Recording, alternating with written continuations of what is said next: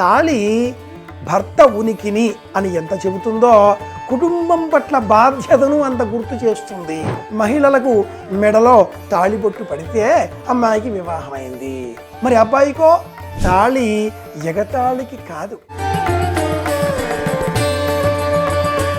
శుభమస్తు.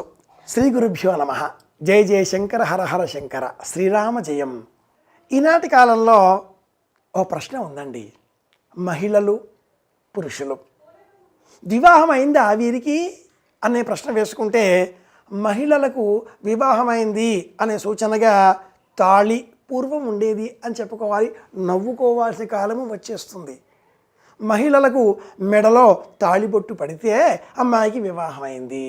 మరి అబ్బాయికో ఉంగరం వేలికి ఉంగరం ఉంటే వివాహం అయినట్లు, లేకపోతే లేదు.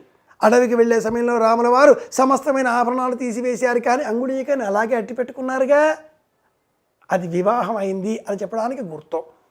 యజ్ఞోపవీత ధారణ కలవారు భుజం పైన యజ్ఞోపవీతాన్ని స్పృశిస్తే 9 దారం పోగుల వరుస తాకితే ఈ పిల్లవాడికి వివాహమైంది అని ప్రాచీనులు గుర్తించేటటువంటి వారును.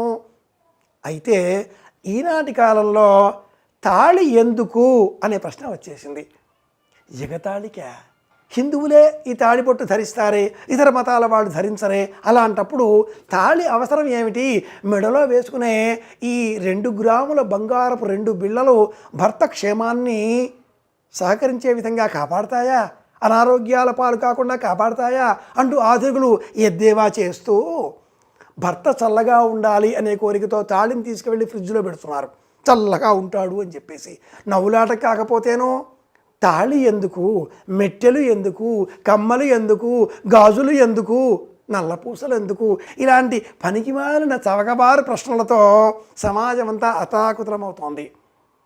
తాళి ఎందుకు అన్న ప్రశ్న వేసుకుంటే కామేశబద్ధ మాంగళ్య సూత్ర శోభిత కంధరాజై నమో నమః ఒక ఉదాహరణ. బ్రిటిష్ వారి కాలంలోనో మరింకెవరి కాలంలోనో వివాహమైన మహిళల పట్ల అంత అమర్యాదగా ప్రవర్తించరు కనుక మెడలో ఒక తాళి వేసేవారు. తాటి మట్ట అనేటటువంటి తాపి ధర్మారావు గారు లాంటి వాళ్ళ మాటలు గుర్తించేటటువంటి వాళ్లకు సనాతనం ఏనాడో అందించినటువంటి పురాణ శ్లోకం లలితా సహస్రనామావళిలో ఉండేటటువంటి చక్కటి ఉదాహరణ ఈ వాక్యం. కామేశబద్ధ మాంగళ్య సూత్ర శోభిత మంగళసూత్రమ్మునింత మదినెమ్మనితో పోతన గారి వాక్కు భాగవతం. తాళి భర్త ఉనికిని అని ఎంత చెబుతుందో కుటుంబం పట్ల బాధ్యతను అంత గుర్తు చేస్తుంది.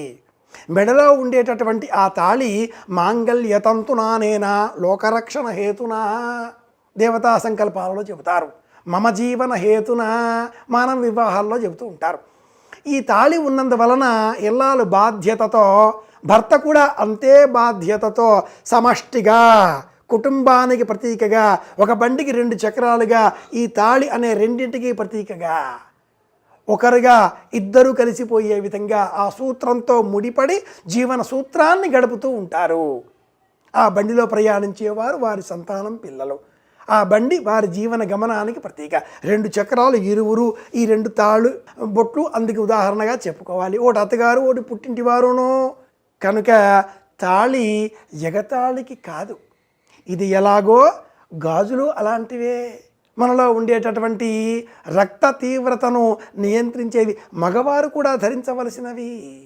కంకణములు పూర్వకాలంలో వైద్యులు మన ఆరోగ్యం ఏమాత్రం నాడీ చికిత్సా విధానంలో ఇక్కడ గమనించేవారు. 72 సార్లు కొట్టుకుంటుందా లేదా తెలిసేది. రోగ నిదానములో ఇక్కడ దీని నియంత్రణ కరకంకణములు, గాజులు.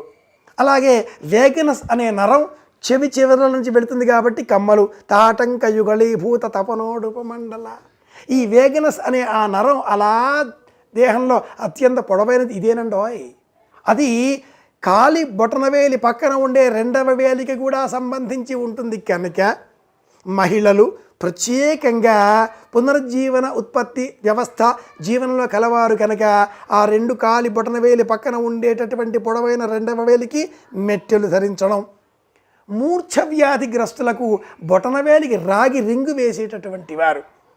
ఆభరణాలు, రింగులు, గాజులు, కమ్మలు, మెట్టెలు, మంగళసూత్రం, తాళిబొట్టు, అలాగే నల్లపూసలు, నీలలోహితే భవత కృత్వా శక్తిర్వ్యజ్యతే బొట్టు, ఇవన్నీ కూడా ఔన్నత్యాన్ని పెంచేవి.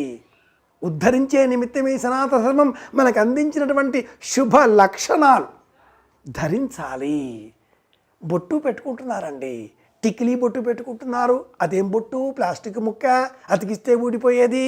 ఈనాటి కాలంలో అమ్మాయిలు మరీ ముఖ్యంగాను చిన్న కాగితం పట్టుకుంటారండి. దాని మీద నల్ల చుక్కలు చుక్కలు చుక్కలు చుక్కలుగా కనిపించకుండా ఈగ విదిల్చిన ఆ విదిపు వలె 100, 50, 1000, 10,000 ఉంటాయి జీవితాంతం పెట్టుకోవడాన్ని.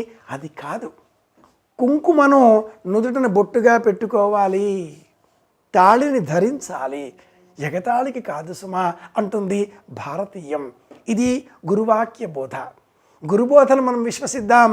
జయ జయ శంకర, హర హర శంకర అంటూ శంకరోత్పాదులను జగద్గురువులుగా, ఆది గురువులుగా మనసులో నిలుపుకుందాం. అందరి క్షేమాన్ని కోరుదాం. మరింత ఆనందంగా మళ్ళీ కలుసుకుందాం. భారతీయ విలువలను కాపాడుకుందాం, అనుసరిద్దాం. శుభమస్తు.